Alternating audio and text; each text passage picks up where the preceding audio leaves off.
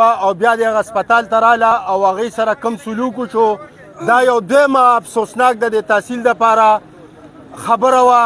په هغې باندې بېګا د قومي وطن پارټۍ د پی کې باسټ جنرال سیکرټري تاج محمد خان کال ورکو د شپې تقریبا 10-11 بجې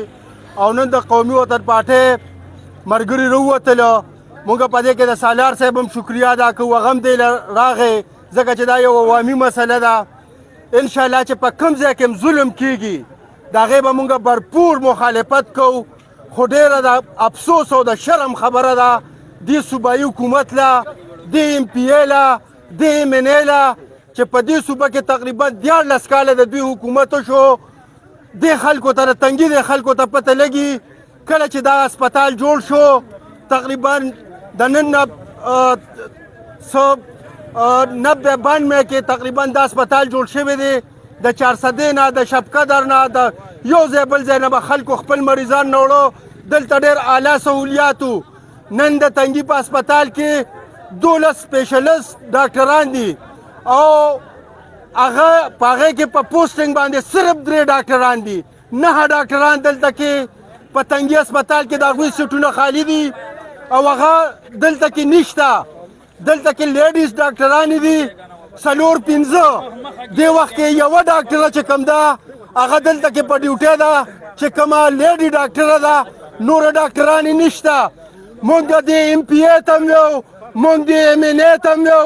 مونږ د صوبایي حکومت ته هم یو چې تاسو څه دپاره دغلته ناست یې راشئ د دې تنګي د عوامو نه تپوس وکړئ پرون چې دا کم ظلم شوی دی چې یو تور سرې دلته کې په کټ کې پرته وه د هغې تصویران به تاسو په میډیا کتلي او په 3 ګنټې کې ډاکټره لیډي ډاکټره نه وه چې هغې له راغلې وه د هغې پوسټ مارټم یې کړو دا د ایم این ای دپاره د ایم پی ای دپاره د خل ډپارټمنټ دپاره دا دوی دپاره ډېره د شرم خبره ده په کوم ځای کې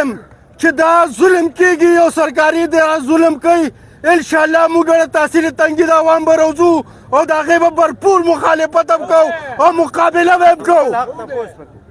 مونږ فوراً ډیمانډ کوو دلته چې کوم 12 سپیشلیست ډاکټران دي او په هغې کې 9 ډاکټران دي نشته هغه سیټونه خالي دي فوراً د هغه خلک راولي او په دې هسپتال کې د کینی چې د عوامو خدمت وکړي دلته 15 ډاکټران سپیشلیست ډاکټران لیډي هغه دلته په کار دي یوه ډاکټره ده هم پرون ما چې معلومات وکړو نو ډیچو صاحب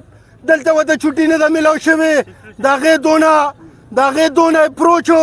چې ډیچو صاحب هغې له پټیله پورې هغه درخواست منظور کړې ده او چوټي ورکړې ده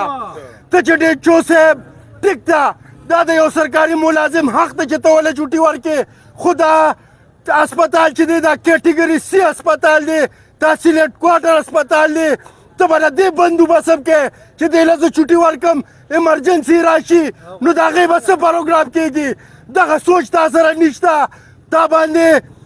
د عوامو ته هم پته ده د میډیا والا ته هم پته ده کوم د کرپشن سکینډل چې د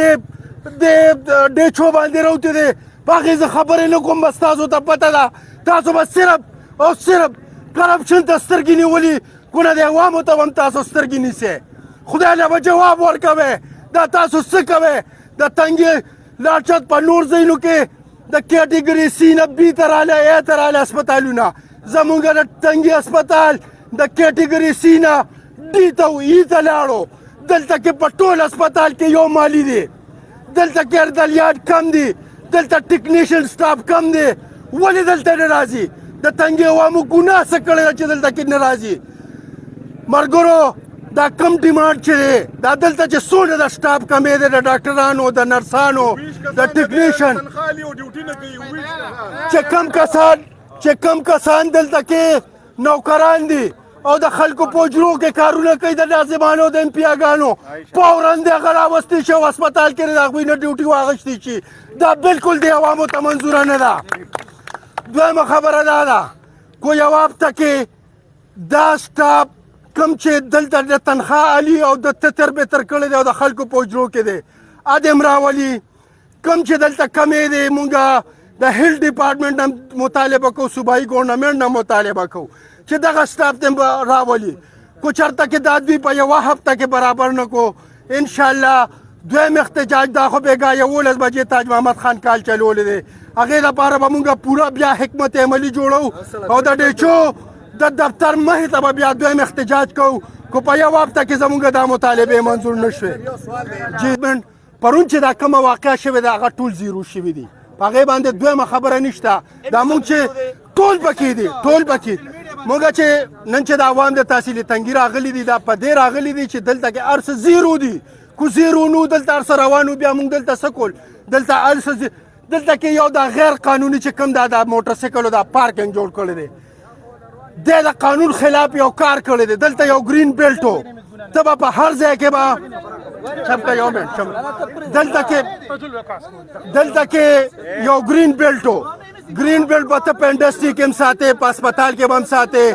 په پلی ګراؤنډ کې به هم ساتې په هر ځای کې به ساتې هغه گرین بیلټ یې ختم کړی دی عوامي مسلې دغه کوم آیا دلته کې تاسو لیدلي